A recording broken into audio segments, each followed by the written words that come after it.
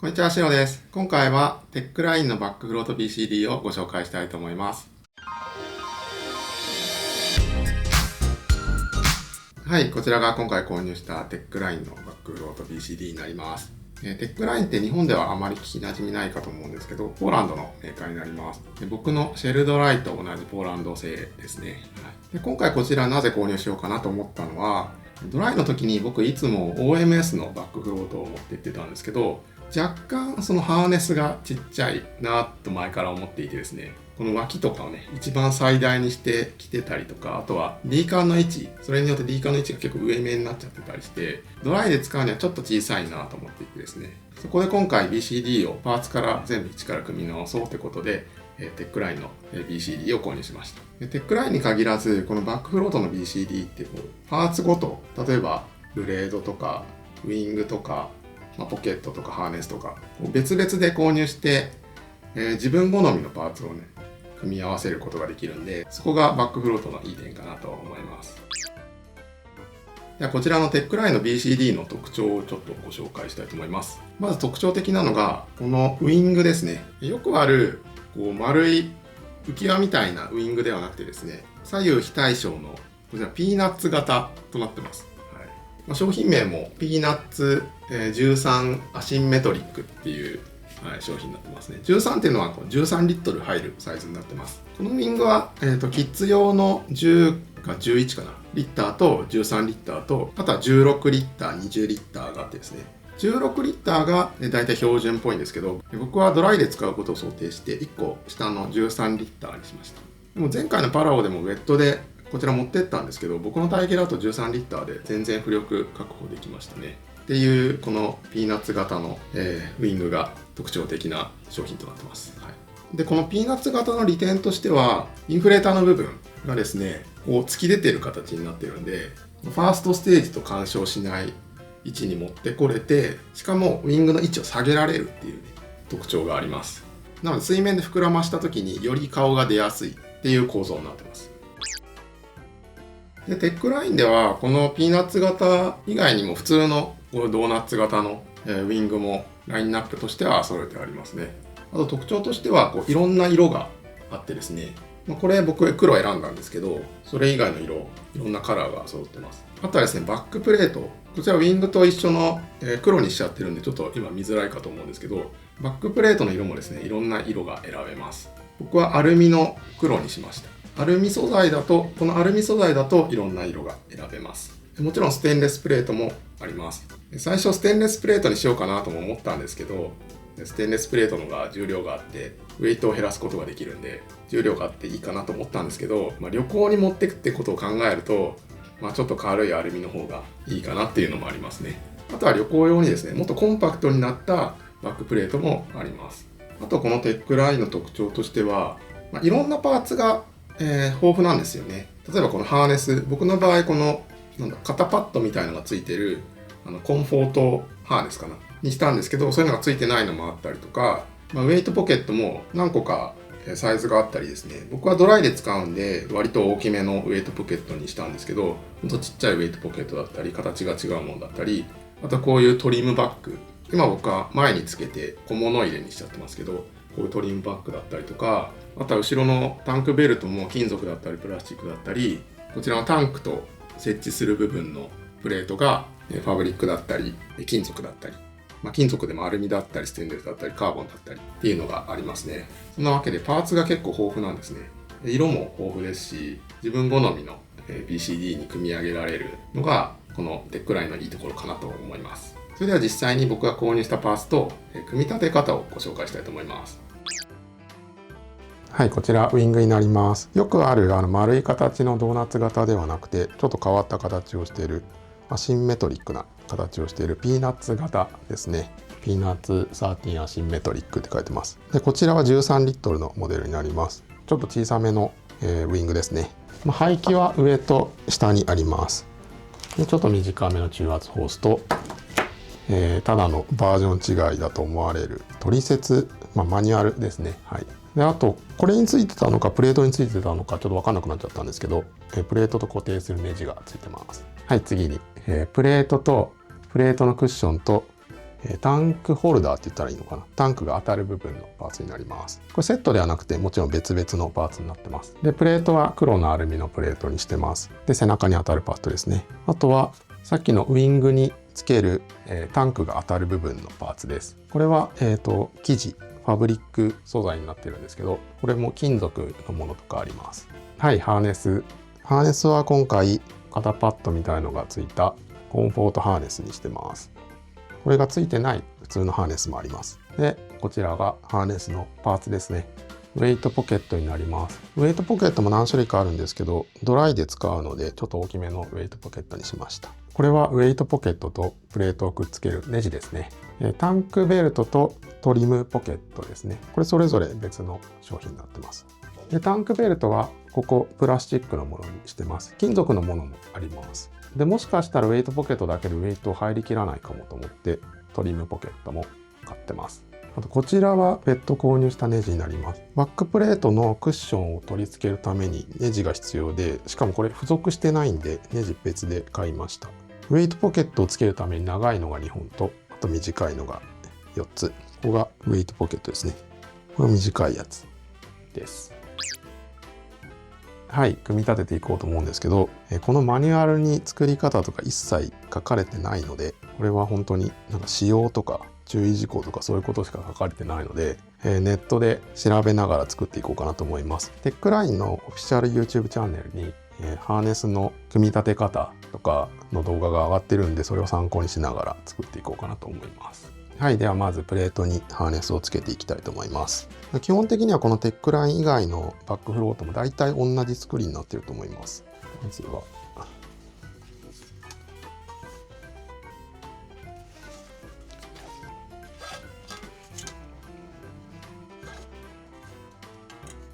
で、一旦ずれないように仮止めだけちょっとしておきます。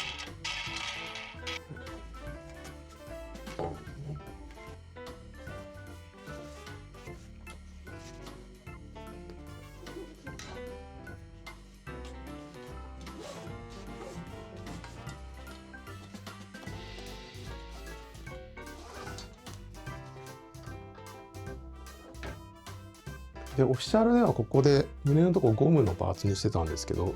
ちょっと自分はそれではなくて、こっちの D リングにしようかなと思います。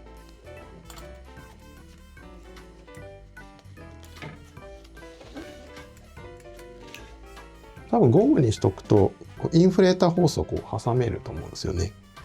ただ自分はちょっと違う仕組みでインフレーターホースくっつけようかなと思ってるんで、D リングにしときます。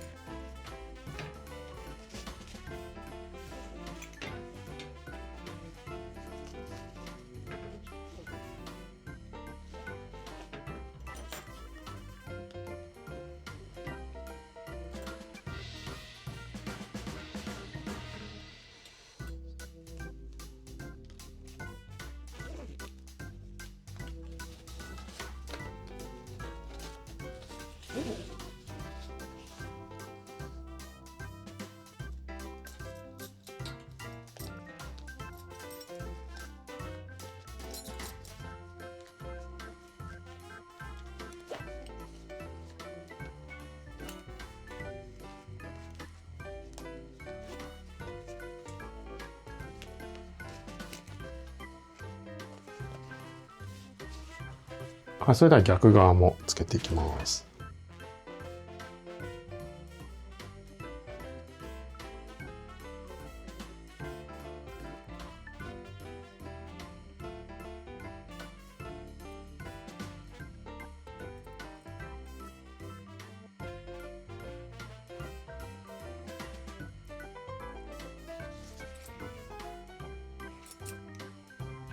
はい、それではこの両脇をつけていきます。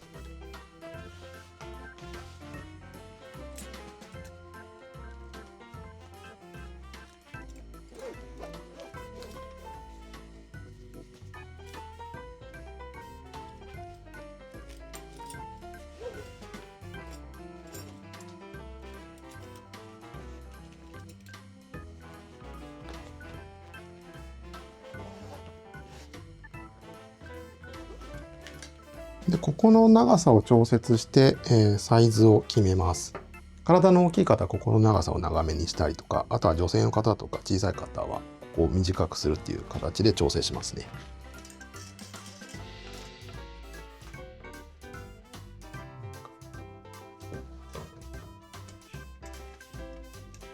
で、オフィシャルの動画だとここにゴムとか通してたんですけど、ここにもゴムとか通してたんですけど、僕は使わないので通さないでいこうと思います。で、ウェイトポケット。この辺の長さの調整は後からでもいくらでもできるんで、仮組みしてっちゃいます。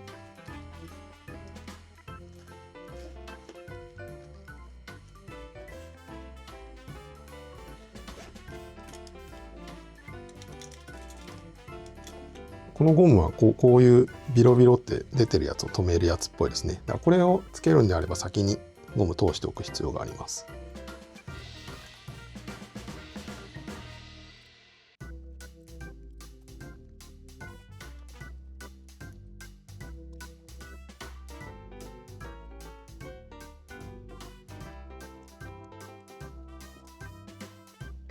はい、これで一旦ハーネスの取り付け完成ですね。こんな感じで。ポチって。で、こちらのこの股掛けのパーツもあります。使いたい方はつける必要があります。僕は股掛け使わないので、これはつけません。こういうパーツも入ってたんだけど、何に使うのかわかんないんですよね。何にも書いてないから。こうやってインフレーターホルダーにしてもいいかもしれないですね。うん。こうしておこうかな。これつけるの忘れてた。はい。完了です。では次にウイングをつけていこうと思います。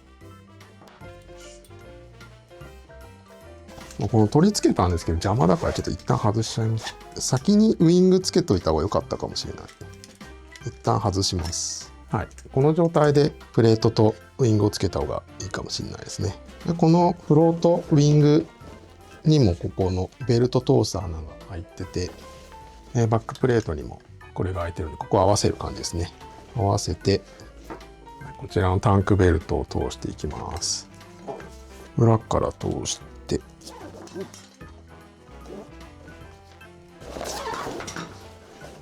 先に仮止めしたこれ外しておきましょう。これは。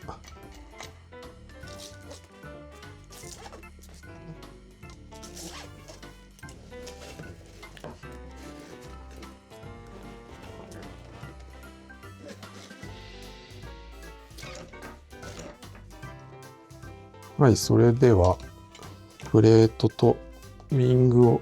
これをつけてネジで固定していきます。でネジが多分こうつけて下側に、この順番か。こういうのぐらい説明書に書いておいてほしいですよね。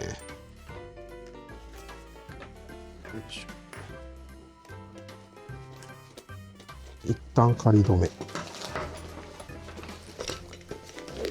下側も1円玉で押さえながら。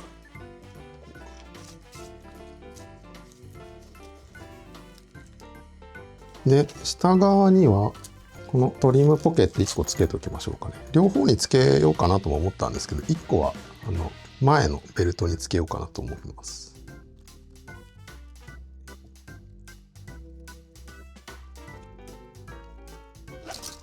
こうですね。でこうした時にここに、ウェイトとか、何かしら入れられるようになると思います。先にこのクッションをつけていきましょう。でこのネジがなんかすごい回しづらいネジで奥までいかないネジになってるんで、ちょっと感覚でやっていきます。このクッションが取れなければいいだけなんで。でここは、ウェイトポケットつけていきます。でベルト通してなくても後から通せるんでこのままつけちゃって大丈夫です。でウェイトポケットに最初に付属しているネジのがすごい回しやすそうなネジなんですけど、これだと多分高さがこのクッション入れちゃうと高さがなくてつけらんないと思うんですよね。ちょっと一回試してみようか。無理か、無理だ。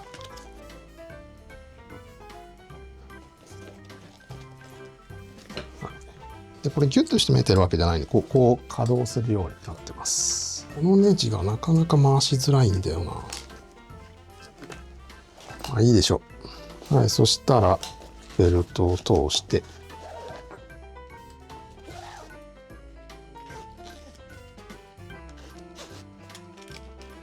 完成になります。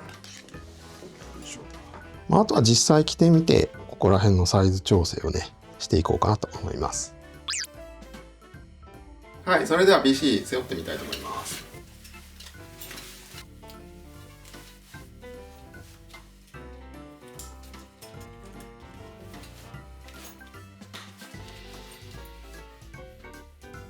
こんな感じですね。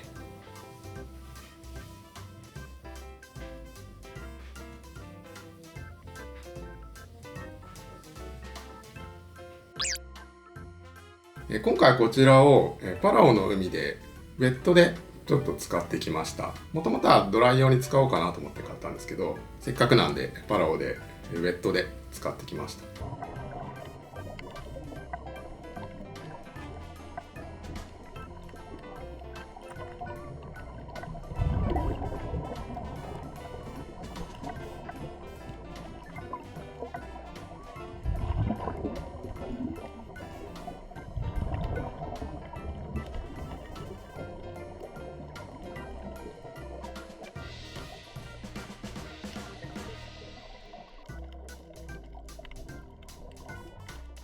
で使った感想としてはですね、このハーネスとか、自分の体にフィットさせてるんで、すごいしっくりくる使い心地になってるなと思いました。あとはですね、この D カーの位置とか、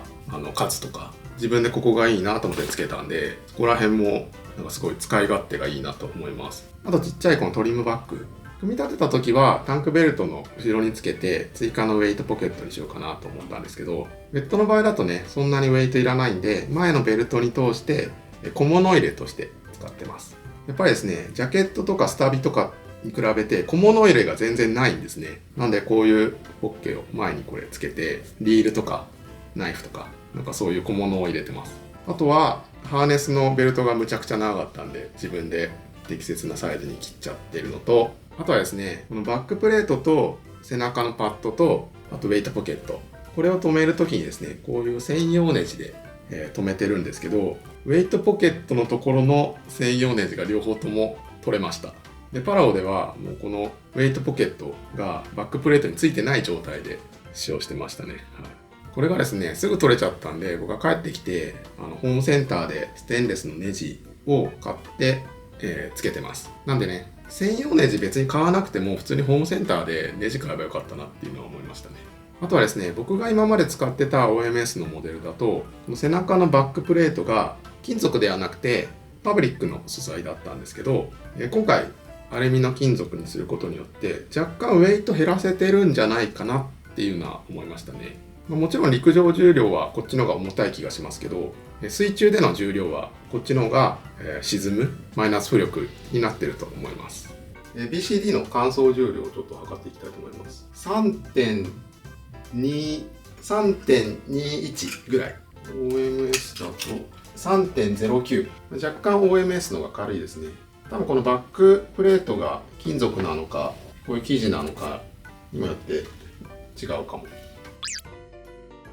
それとあとは何だろうな。それとあとは、インフレーターのバルブが引っ張って抜けるとかではないんで、普通に上げる必要があるのと、そもそも OMS も引っ張って抜けるって書いてあったけど、引っ張って抜けた試しがないんで、毎回こうやってましたね。で、このフロートについてる一気に抜けるバルブがですね、この内側の下についてるんで、これあまり使う場面がないですね。外側についてたら、シャーってこう、ヘッドファーストでシャーとかやろうかなと思ったんですけど、内側についてるんで、あんまり使う機会がないかもしれないですね。なんで上からシャーってやる感じですね。引っ張って抜けるとかではないです。あとはこのウェイトポケットかな。僕が選んだウェイトポケットが結構ね、ウェイトが入れやすかったんですよね。OMS だとカチッてするまで入れなきゃいけないみたいなので、毎回カチッとしないみたいなのがあって、これも、このテックラインでもそのカチッとタイプはあるんですけど、今回カチッとタイプやめて、こういう普通のね、このまま挿入して、外側からカチッとするタイプにしました。これすごいウェイトが入れやすいですね。そうですね、そんな感じかな。なんかこの全部にテックラインって入ってるから、メーカーの主張がすごいなすごいのはありますけどね。テックラインみたいな。まあでもツサもそうか、ツサみたいなの入ってるもんな、バックフロートだと。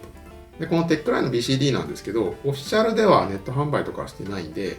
海外のダイビングショップからネットで買いました。日本だと多分オンラインオフライン含めて売ってるとこはないんじゃないかなっていう気がしますね。まあ、代理店はありそうな気配はあったんですけど、僕は海外のサイトから買いました。まあ、気になった方は概要欄に URL 載せておくんで、見てみてください。はい。というわけで今回はテックラインの BCD のご紹介でした。やっぱパーツごと自分で組み立てて、ある程度ハーネスも自分の体に合わせるようにしてるんで、すごいフィットしますよね。まだウェットでしかね、使ってないですけど、もともとドライ用にと思って購入したものなんで、ドライでね、ぜひ使っていきたいかなと思います。参考になったという方は、いいねボタン、チャンネル登録、あとメンバーシップ用の動画も配信してますので、ぜひぜひチェックしてみてください。